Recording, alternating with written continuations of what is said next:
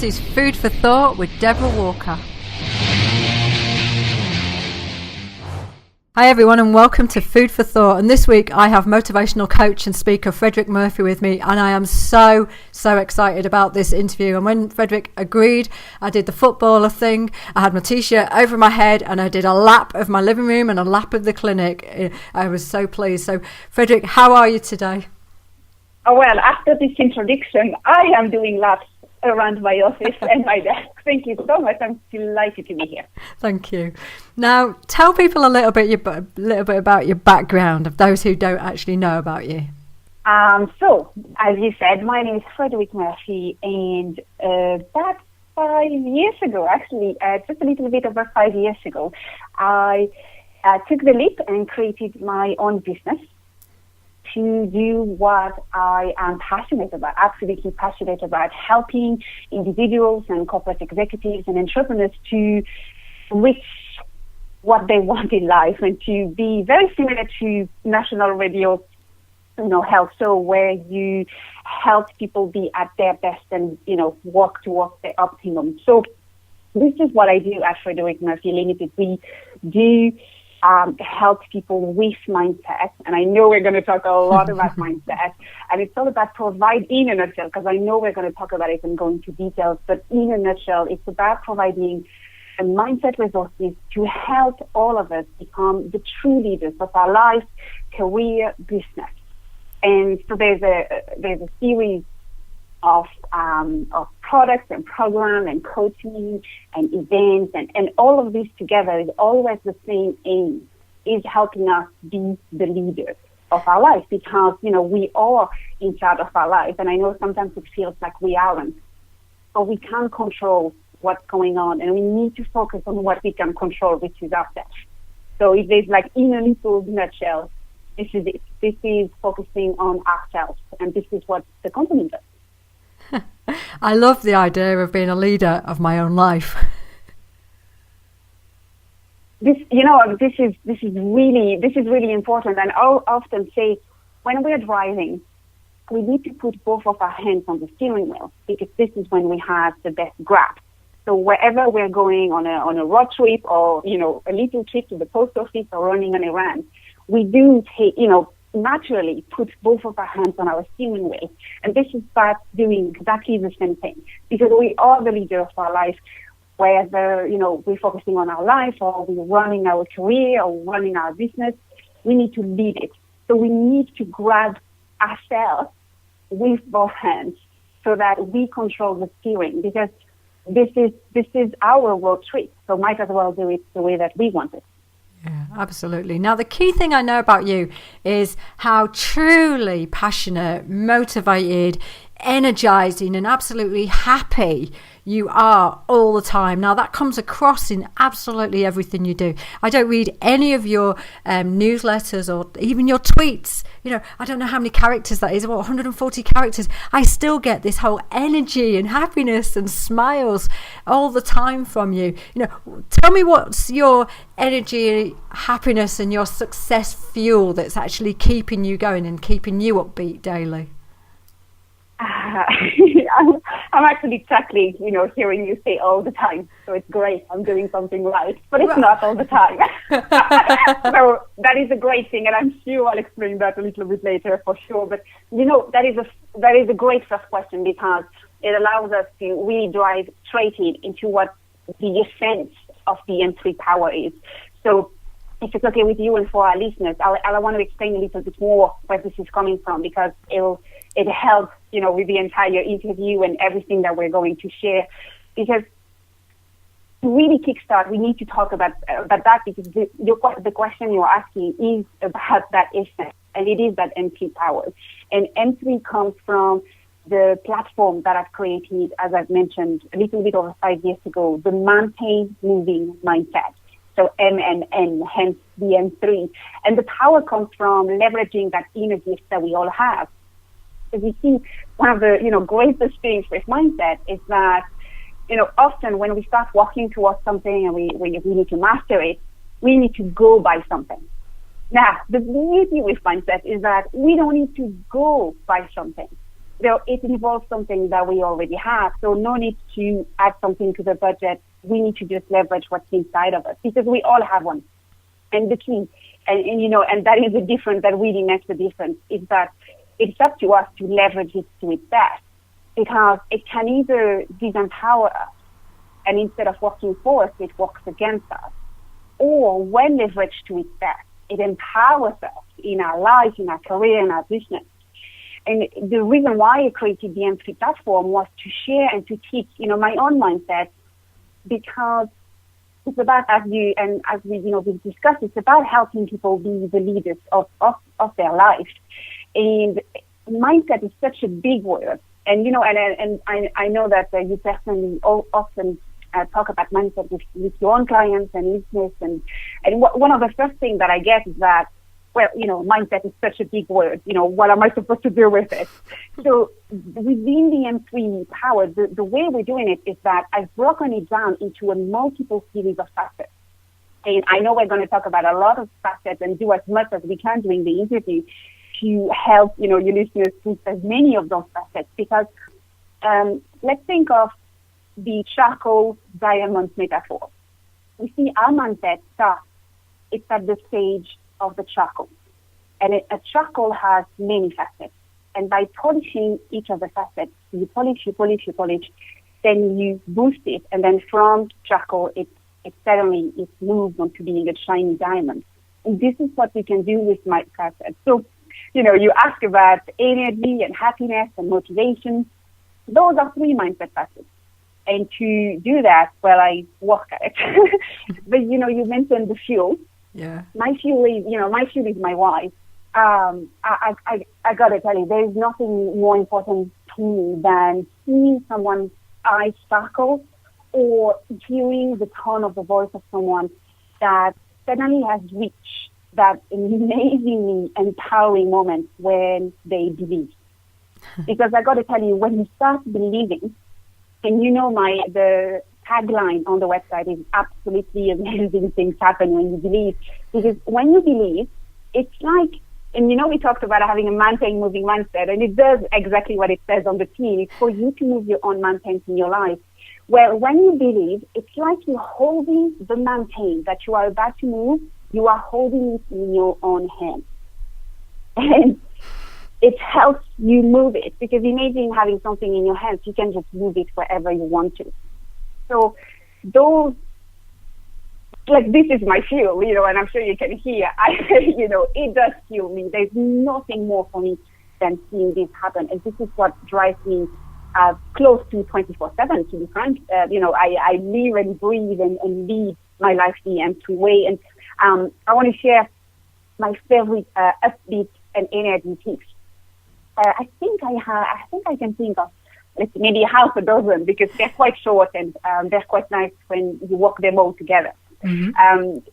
It's great you're asking about this, because when we focus on our energy, we automatically improve our performance. And which means that when we perform better, we achieve more. So this is something that's really key, because, talking about a fuel, like different type of fuel, is to ignite that success. You need to achieve more, and to achieve more, you need to perform better, and to perform better, you need to work on that energy.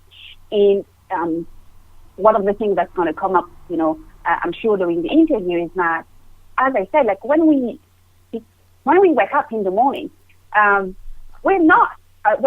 Actually, I am, but I will explain why. But we're usually not upbeat and energetic and performing and and confident and charismatic and all of this.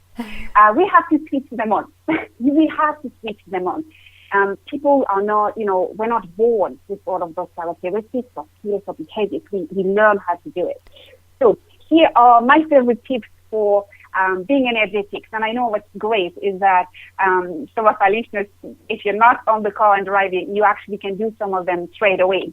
So the first one is to stand up. Stand up and stretch. This, as simple as it is, and I know you know that you, Deborah, but I know your listeners are going to see. The M3 power is so simple. But never, ever, ever dismiss it because it sounds simple, because that's where the most impactful shifts are, is that in that simplicity. simplicity is empowering. So stand up and stretch. Think of doing it. You know, how many of us sometimes can realize, oh my goodness, I've been, you know, in front of this computer or, you know, in the office for 3, 4, 5, 6 hours, and we haven't moved. So we need to stand up and stretch. And here is the extra distinction. You actually need to do it ultimately and actually best from a brain perspective every 20 minutes. And did you know that, you might not know that actually, but, you probably do because you did say that you do read my newsletters and I have spoken about that before. So you do. When you do, it's actually been proven from a neuroscientist point of view that when you literally stand up and stretch, now we're talking 10 to 15 seconds, and then, you know, you sit back down, you will actually double your productivity. That's really interesting. It's not amazing, right? Like, just do it every 20 minutes. You know, I have, you know what I use? I use a little, one of those applications that is used for weight training, fitness training, because you can put the amount of intervals. So you could say every 20 minutes, and then it gives you a beep, and then stand up, stretch. It really works. And as I say, it doubles the productivity. You're going to be amazed. Now, the other thing, which I've just done about 5 minutes before you called, you dance to one of your favorite songs. Now, listening to one of your favorite songs already works, but if you can also actually stand up and dance, let's do it. You know, it'll work extra better. Taking a shower actually works. So I understand this one, you cannot always do it. But taking a shower really, really helps with your energy. Drinking a large glass of water. Now, I know you'll be up for drinking water. It's really important all day long. But it's really, really important. And from the brain, so another brain, you know, mind tip here is that never wait to be thirsty. And this is gonna might surprise some of you, you know, while listening to the show, because if you wait to be thirsty, as in, you know, you suddenly actually have a thirst, so you go, okay, I'm now going to go drink my glass of water. The water will take 2 hours to actually reach your brain. So it means that because you've waited, then your brain will be dehydrated for the next 2 hours, and this will not be optimum for your energy. So drink large glass of water all day long. Have it automatically at your desk, at the office, wherever you are. Exercise is great, of course. I'm sure we've covered that before in all the shows. Seeing or wearing red, really, really good from an energy point of view. Laughing out loud will be my last tip that I'll give today. It's really, really great from an energy point of view. I love the idea of the favourite song, and I know that I remember you, I think it was a couple of years ago now, you tweeted out, and you do tweet out about your favourite songs and the songs that are motivating you on the specific day. And I remember clearly about a client that I had a few years ago now, and I had her sing to her favourite song, which actually was AC/DC, with her mop every single day at 3:00 in the afternoon when she was when her energy levels were dropping and she was starting to kind of fall into that depression for the evening, and it just transformed her life. It was absolutely fascinating how it actually had that effect. It was very funny as well, because she was filming herself singing to AC/DC with a mop. Exactly. And I love the idea, you know, what you're basically talking about is those small things cumulatively make a big difference, don't they, effectively? You know, I mean, they do. You know, those are, I use the word tips because people think of tips, you know, generally it's the first word that they think of for you know, taking advantage of. But actually, all of those are strategies. And what's really interesting from the mind perspective is that every single thing that we do, like all day long, really, I mean all day long, 24/7, is actually a strategy. So for instance, breathing is a strategy. But then again, you know, Deborah, I mean, I did not need to tell you need to breathe today, right? You do it automatically. Some of our strategies really happen to be automatic. And then that's what brings us to a great other distinction, because the reason why and it does flatter me, and I'm really honored that you do pick up on that vibe, because of me being like this. But the reason why it seems so seemingly from the outside is that they are close to be as automatic as breathing. Does that make sense? Yeah. Those strategies, I've done them so often, because here's the thing. Our brain and our mind loves consistency. If there is one thing that you can take, from this show, is like, really remember repetition, remember consistency. So those tips I gave, and I think it was like a half a dozen, do them every single day. If you happen to be not at that upbeat peak, and, if you are on the other end of the scale, you might even have to do them several times a day. Mm-hmm. I can remember times in my life where I wasn't like this, and I had to train my brain and my mind, and I had to do those strategies several times a day.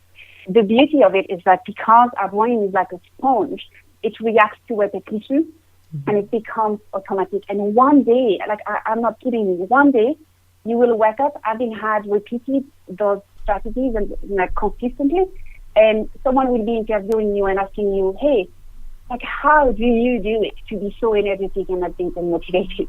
And you'll just laugh at yourself, and then you'll go and explain, what happened. This is really what happened. So is it just those small things that help you get through the challenging times? Because you must have extremely challenging times like most people. Or is it that you start to then employ a larger strategy that you specifically have? I love that. I mean, I have challenging times, and I've had challenging times, and I will have challenging times. It's something that we all face, and I actually my essence and me being me was actually at the result of a turning point. And, that was a very challenging time in my life.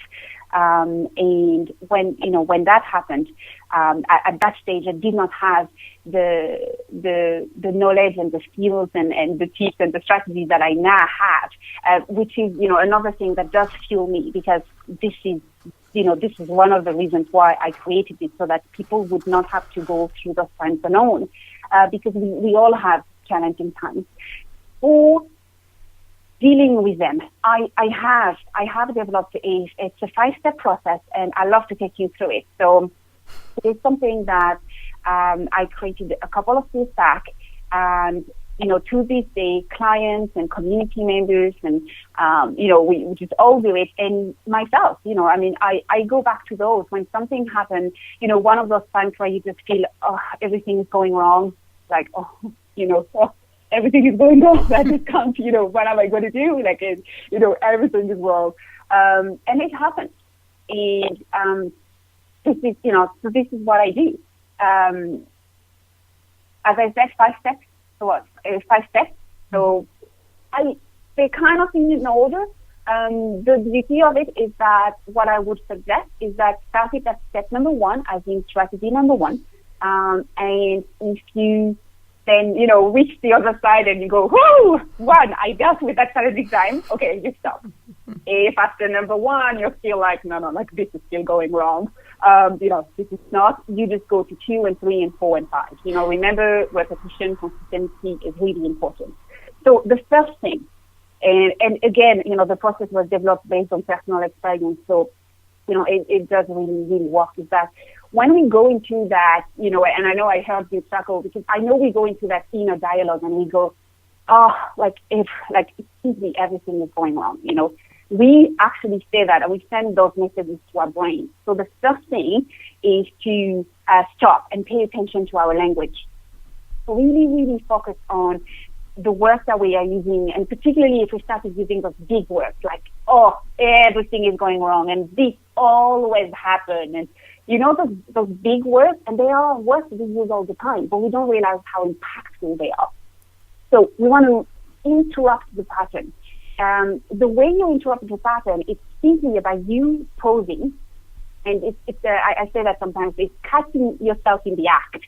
You want to catch yourself in the act and actually notice that to interrupt that big negative things happening, you want to notice that not everything is going wrong. This is really important because the simple fact of you actually, almost switching on the light onto something else that actually is not going wrong will automatically interrupt your pattern of thinking everything is going wrong. It makes sense, right? So, for instance, and we talked about breathing before, but I'm guessing that you're still breathing. Now, this is huge, right? You're still breathing. So everything is not going wrong. So think of it, and it's just about really helping you put a little bit more balance and it's almost like text us, out of the hole that we were putting in. As a tactic, here's what you do. You identify 5 things that are going well. Now, in addition to the breathing one, so you'll end up with 6 ones, okay? So you'll find 5 things. And I guarantee you, I have been at times where, I can tell you, I was 17, and in that plane, I packed everything that I own into this 50-pound suitcase. I got to tell you, at that moment, pretty much everything seems to be going wrong. I'm heading to a country, I don't speak the language, I don't know anyone, et cetera, et cetera, et cetera. As I said, I've shared this in Turning Points, so I know, okay? So even if some listeners are listening and thinking, oh, I'm not sure this will work, I got to tell you, this really works. You are bound to find 5 things that are going well. Then, once we've already tilted, because you see, here's what we've done. We've already, we basically make the brain doubt. So it's like, okay, hang on a minute. So actually, not everything is going wrong. And this is enough for us to kind of, go in and do things. The second thing we want to pay attention to is in terms of the emotions that we put and the feelings that we tie with the statement that we're using, when we're dealing with challenges and the why me, is, I'm going to give you a couple of examples. People talk about dark cloud. Maybe they say, oh, it's like having this dark cloud above my head. Other people may say, it's like, oh, my stomach is in knots. And actually, when you really start thinking about those statements, it's that they describe something. It's a heavy feeling on my shoulders. I think that's, another one that people use. You feel sick in your stomach, or you have, that cloud above your head. And it's about realizing consciously what it is for you. And maybe, maybe a little bit of mystery, and maybe something else. What is feeling that you have? And in terms of the tactics, is that it's you realizing that it is entirely in your power to make it disappear. That feeling, the what you are seeing, we all have the power to do it. Because, we can manage our state and emotions. It's really important for us to realize that. So when this happens, it's about breathing, as in, extra consciously, taking deep breath in, deep breath out. If you are seeing, I'll give you a couple of examples on how to do that. If you're seeing dark cloud, if you have that feeling of dark cloud, I want you to close your eyes, and I want you to visualize and see your dark cloud, because remember, you put it there.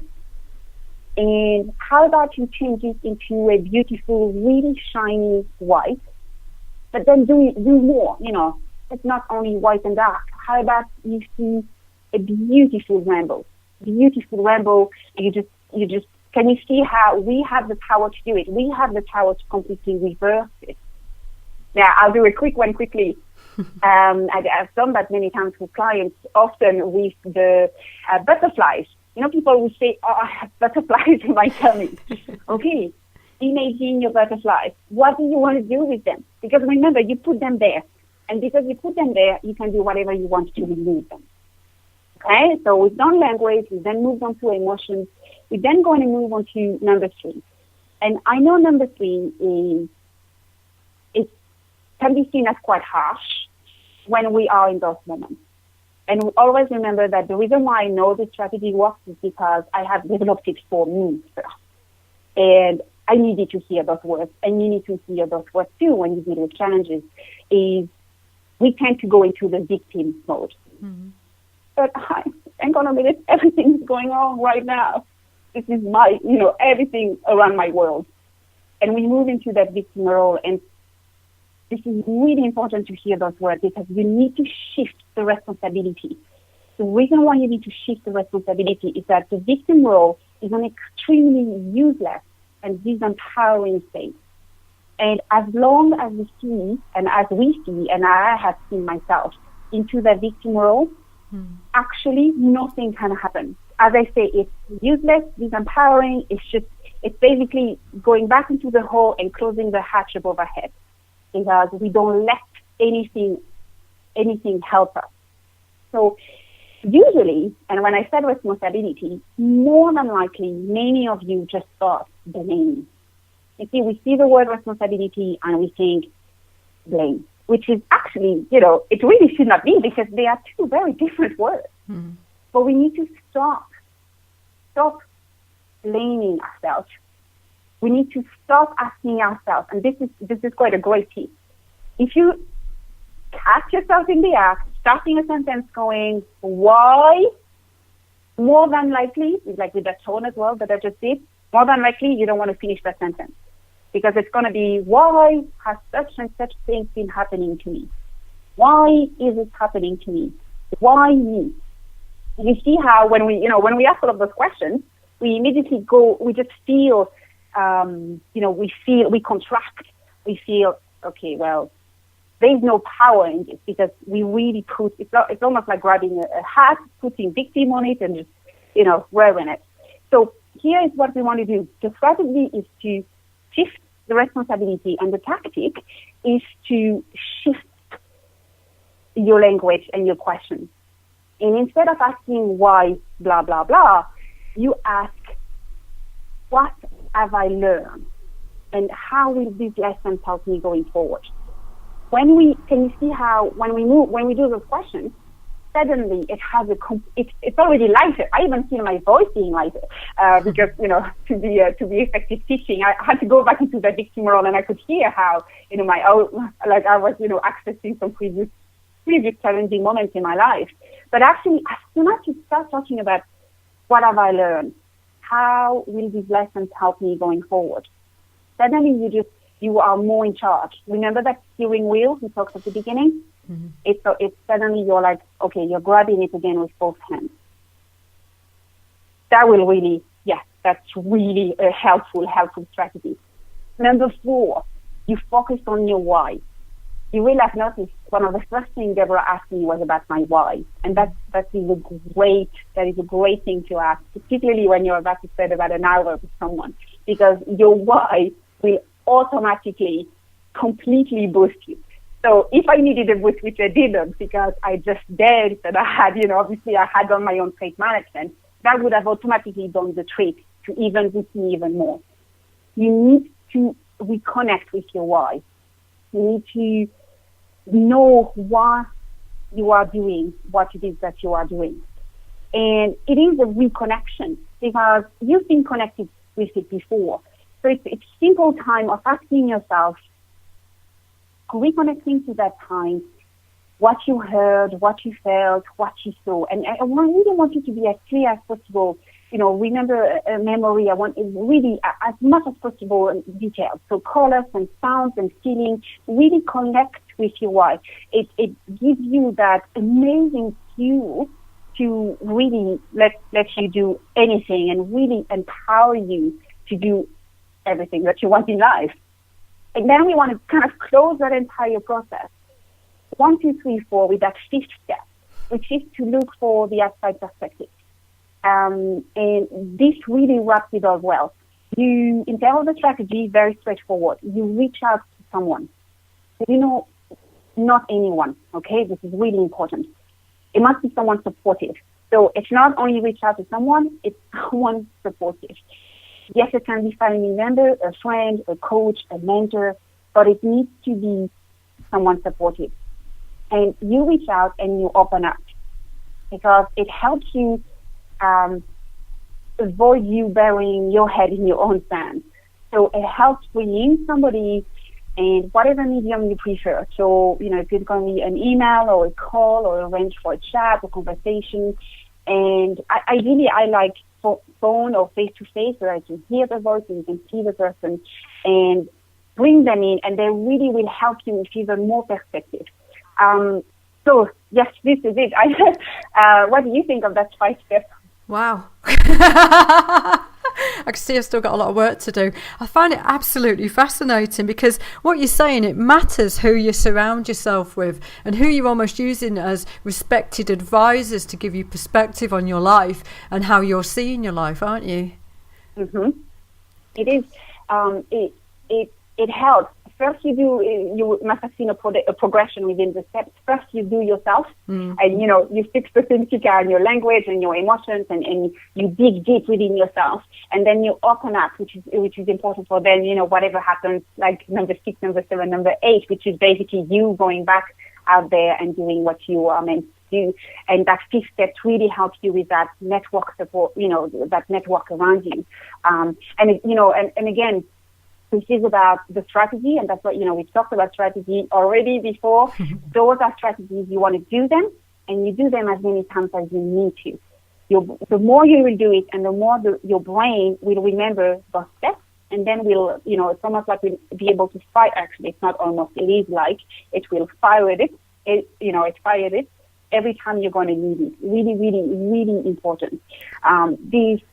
If there is one soundbite that I could share, to kind of wrap up this question, is that for every obstacle that we face, for every challenges that we face, there are solutions and ways to overcome them, unless we've decided to let them stop us. So it is always in our power to turn these around. And I know one of the first things that I said when you asked the question was, I've had challenges. I have challenges right now, and I will have challenges. And I think it's about that acceptance, that when we keep expanding and we keep on growing, we will face challenges. So now, at least, in our tool belt, we have those 5 steps, and we're ready to do them. So whenever it happens, or if it's happening right now, you can already, do the steps. And in effect, what you're doing is creating a habit in your life, aren't you? By by carrying out that strategy, which automatically kicks in at a time when we're stressed. When you are stressed, you don't tend to follow those things that should be good for you. I know that from my own clients. But all the good stuff tends to go to one side, and they start to focus on just having quick things in their lives, like food and things like that, which don't help it. And what you're talking about is actually having a strategy permanently in place, aren't you? Exactly, absolutely. Habits, we need to be very cautious of our habits, because not all our habits are supporting us. And the one that we create, we can create a habit in an instant. I always say that. It literally takes an instant. And, for some of you, you've already decided to do, maybe it was 10 minutes ago or 15 minutes ago or 20 minutes ago, and that's it. The habit is done and stuck in your brain, and it's just going to work when you make it work. And often when you're in those stress situations and it is a challenge to get through, it's hard to actually focus on the happiness and what's going right when over the things the thing that's going wrong. And often the thing that's going wrong is less than 1% of your life, isn't it? But it can take up so much more in somebody's mindset, and this is where it takes over. I mean, you use the magic word, right? The happiness. It's true, isn't it? It is something that we all strive to, and we want to. And when there is this challenge, it's almost like it takes over. And as you say, it may not be, it's interesting to look at it from a person perspective, exactly like you said. It might just be 1%, but suddenly that challenge is our entire reality.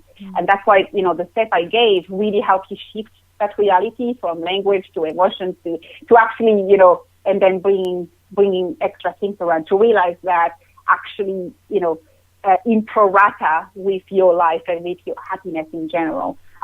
That's how you want to interrupt that behavior, because as you said, at some, it can feel, and for sure it does at the beginning, that this is just the only thing going on in your life. I actually think that people have kind of lost sight on how to create happiness because life is so stressful and busy now. They've lost sight of the things that create joy for them, and and wag their tail, as I call it. My tutor years ago said people had a tailectomy, and that really resonated with me. And I will say to my client, "What wags your tail?" And I do think the whole ability to create happiness in what tends to be now a stressful life is quite difficult for many people. And I absolutely agree with that. And I also think that there's an additional thing that makes people actually reach out for that happiness and actually have difficulty reaching in that is that a lot of people put what I call a stamp and a date to their happiness. So for this is what I mean by that. For instance, we say, let's say we wanted to challenge ourselves from a vitality perspective, and we say, next year I'm going to do the marathon. So you're going to be, training and practicing towards running, walking, or jogging a marathon. And you say, well, yeah, I mean, crossing that line is going to make me happy. And, we kind of say that, and we set the goal, and we think, and here's what I mean by we put the happiness to, a stamp and a date to our happiness. Because it means that from you making the decision of wanting to do it, you've then shifted your happiness. But here's how your brain hears it. Your brain hears it saying, okay, so the amount of months, let's say 12 to 18 months that you will prepare for that marathon, you won't be happy. Because this is how our brain heard it. Our brain heard that when you will pass that finish line, that's when you will deserve happiness, because you realize, and that's amazing when you think about it. That's what we do.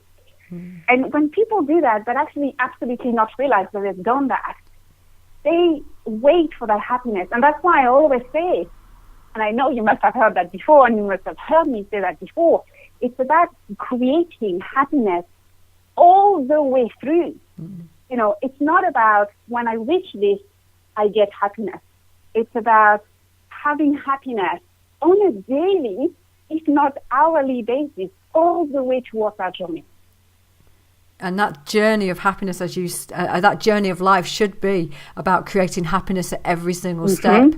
You're absolutely right. I do think that people, they constantly focus. And I think companies and schools have very much almost trained this into people, that people almost are waiting to actually achieve something, a milestone, and then that will create a level of happiness for them. And so I do think that actually that's part of this issue here, and therefore people defer it on the journey, and actually they've stopped enjoying the very steps of just getting there and having fun with it. Now, do you think that this is down to values and the values in society, that we've actually, don't actually know the true values of what makes ourselves happy? I think that there's this expression that people use when people say you are like results driven, or people say you're like a go-getter, or those type of things. And there's this culture that actually praise those expressions and those terms, and where we focus on the results.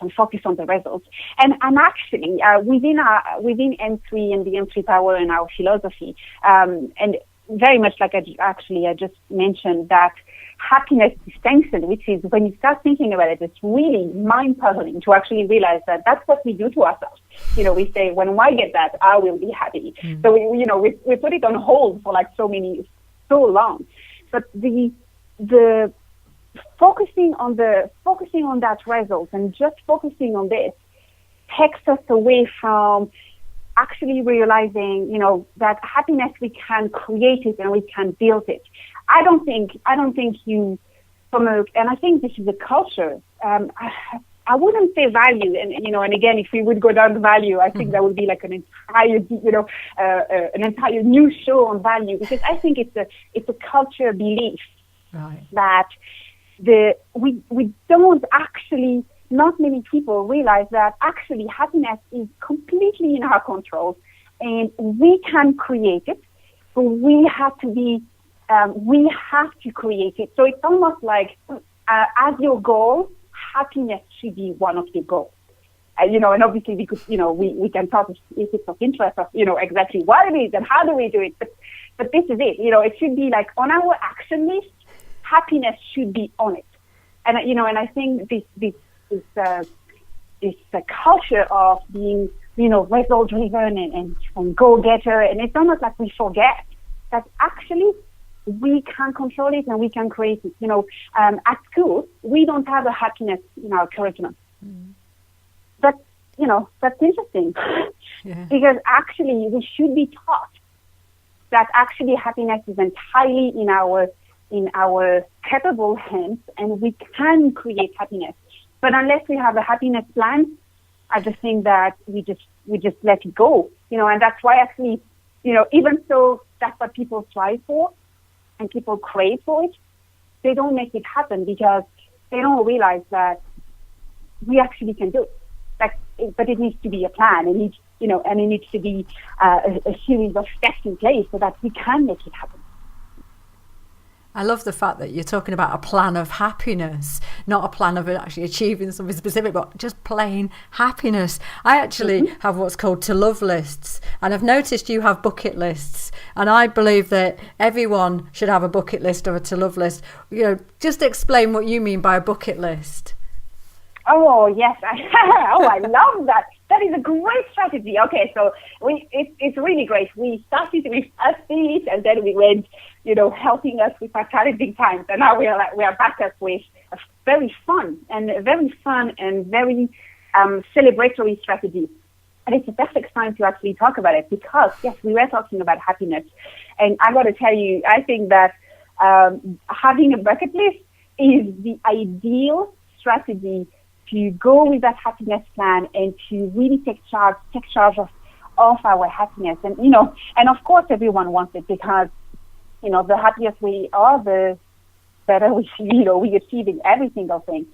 A bucket list is some people are not familiar with it because actually, funny enough, it only became, I have done some research on this because I wrote a few months, if not a few years ago. It was only popular from 2007 because there was a movie on Hollywood. So that expression, maybe some people don't know what it is. It's basically, a bucket list is a number of experiences, so like a list of experiences and achievements that we hope to achieve and to accomplish during our lifetime. So, it actually comes from it's an English expression, but it comes from kick the bucket, which means to die. So the bucket list is to do it before you kick the bucket, and that's where it comes from. So I didn't know those, so I'm sure some of our listeners are also learning. And I am, as I said, it's a really fun strategy because here's what happens. When you have your own bucket list and you experience, one after the other, the items, as we said, the items and the achievements, the experiences that you've listed on it, when you pick them up, one after the other, after the other, it's a wonderful, powerful strategy because it actually ensures that your happiness becomes a daily state of mind. So, so long thinking, when I get this, then I basically deserve to be happy, which is pretty much what we say to our brain. Now we say every single time we do that, we experience this but it's down to a daily thing. We're not talking 12, 18 months. It's about picking those items and really being in tune because, we actually haven't talked about what is happiness. And the reason why you actually, I'm almost glad you did not ask because it's a really difficult question to answer because happiness is very unique to ourselves. And the reason why there is not one answer is that my happiness is different than yours, Deborah, and different from every single listener on the show right now because we each have our own definition of what makes us happy. Now, what's interesting is that the end result is the same. So, happiness and fulfillment with our life, our career, our business, that's the same. But and this is really key, what leads to our happiness is very unique to ourselves. Hence why the bucket list is the ideal way because it actually fulfills that what. And it helps us knowing actually what makes us happy. Because that's the reason why you cannot define happiness is that what makes us happy is very different. If I was to ask you what makes you happy, your answers would be probably quite different from what makes me happy.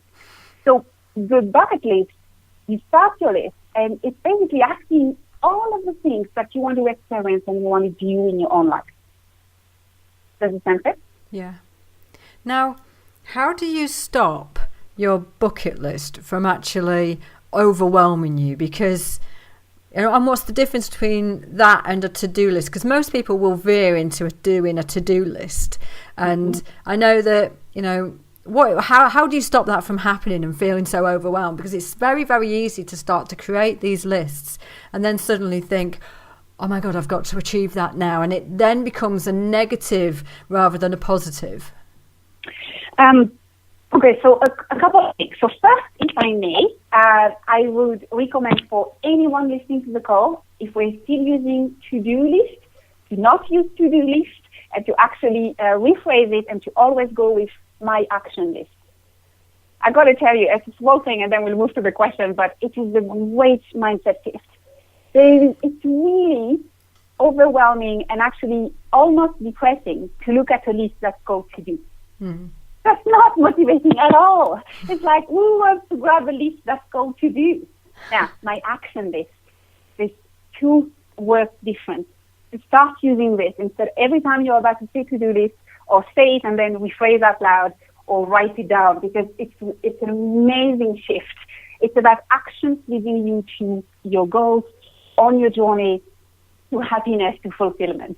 So the bucket list, the one way to not get overwhelmed with it is to actually really have two. Like you said, so you would have your action list and then you have your bucket list. They are not the same thing. Mm-hmm. They're really not the same thing.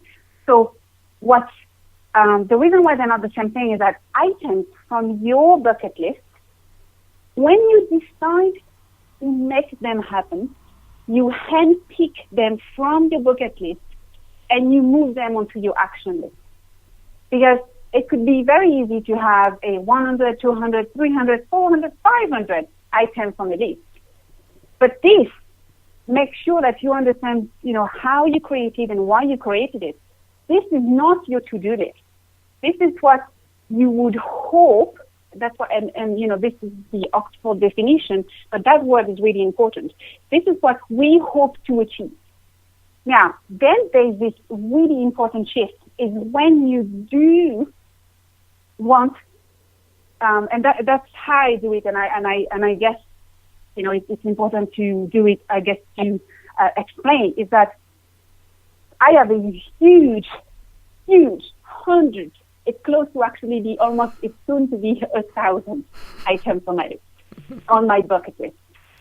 And the way I do it is then I actually have quarterly review where I can, see which one are ticked off, which one I remove because that just changed, and which one are actually going to go on to my action list. Does that make sense? Mm-hmm. It's like you take charge. On one list is everything that you hope to at any point in time. On the other list is where you really take charge by handpicking 1, 2, 3, 4, 5 items for that quarter, or for that month, however many you want to do, and to continue. That's why your action list, you will look at it every single day. Your bucket list, I don't look at it every single day. I update it monthly. So as in, I go through it and I tick off the one that I've achieved, and then I handpicked on a quarterly basis the items. But then it just goes wherever I saw it. And do you use specific techniques to help you to actually achieve your bucket list, like visualization and things like that? So actually you're training your mindset to actually focus on making that happen. Mm-hmm. Oh, I love visualization. Absolutely love visualization. Visualization is a key mindset success tip, strategy. So we've talked about a lot of strategy, really, really packed. The reason why visualization is really important because it starts, when we started, actually, we said about when we start believing, we hold the mountain that we're about to move, and then we can move it wherever we want, right? Mm-hmm. So visualization is the key step Because you need to first believe it and see it in your mind before you then make it happen in reality. Champions, we often think, visualization, sometimes it's called mental rehearsal as well. Champions like Muhammad Ali, Tiger Woods, Michael Jordan, Nathan Taransky, they actually, boxing, chess, everything in between, they actually credit their success to mental rehearsal, to visualization. So that's how important it is. And the really key thing is that definitely, within the empty power philosophy, is that it's half of the process. As much as I believe in it, it would be one of my frustrations sometimes to hear people, because they do the visualization and they do nothing else. And it won't work. Honestly, it will simply not work. Visualization is powerful. It's really powerful, but not without acting. There's a sequence that you need to follow. You have your goal, or you have. So you see, that's where we're back to really understanding the distinction and not getting overwhelmed by our bucket list item. Is that in the sequence, it's goal, visualization, action. So it's not bucket list item, visualization, action.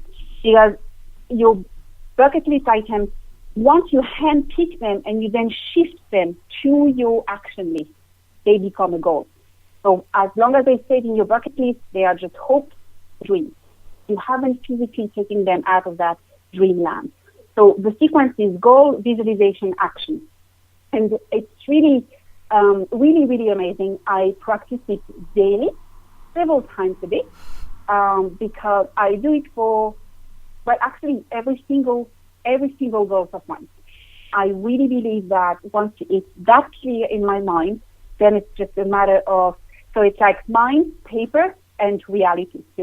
So first I do it in my mind, then I go into the paper stage where I will then do the plan and the actions and everything that's going to make it happen on paper. And then I just start acting and make it happen in real life. That's how important I think visualization is. Frederique, I could talk to you for absolutely hours. I cannot believe I've actually used up an hour already. And your community is called M3 Power Community, an awesome community. Frederique's you are absolutely awesome with the information you put out there. One of the most powerful blog writers and newsletter writers I know of to actually affect change in my own life, and I don't say that lightly, I have to say. And I've been part of that community since it more or less started. You must be doing something right. I never cancel your newsletters, and yet I cancel newsletters all the time because I'm so disappointed by them. I really am. You make me smile with your tweets, you make me smile with your Facebook bits and pieces. It totally comes through your passion for what you do. And I'm so grateful that you came on Food for Thought today.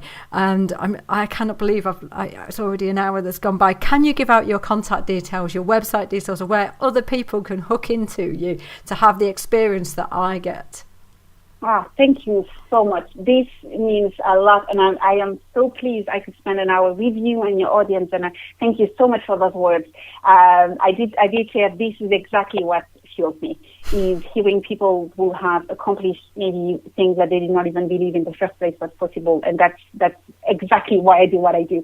I would love to welcome your audience as part of the community, because the best thing that you did not even mention is that it's free.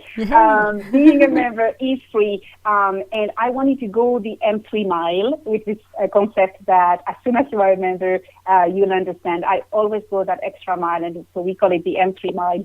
And I wanted to do something special for your Food for Thought listeners. So when you join the community, which I would love to welcome you if it's something that is great for you and you want to start moving your own mountains and you want that support and everything that Deborah just said, because I'm not even going to talk about it because what she said was enough to say. You will receive several gifts which are already part of the welcome package, but actually you will receive an extra gift which I put together to really go along with what we talked about, the facets. I think you boosting your facets and boosting your mindset facets is something that will give you action straight away. As soon as you listen to the call, you could start with your plan. And this is a 12-step plan with 12 facets, with 12 applications for you to just go and start boosting your mindset straight away, working on all of those on and off buttons and really activating it.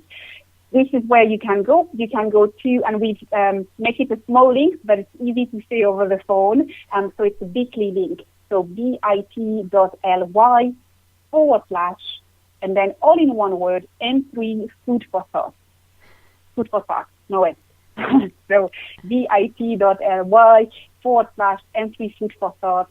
And this will give you the invitation if you decide to join me. If you are not interested to move your own mountains, you can go to frederiquemurphy.com and access other resources out there.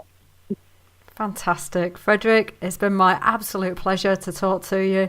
I cannot say I'd like to go and do a circuit of the clinic today with my t-shirt over my head. Say, woohoo! Thank you. Thank you so much.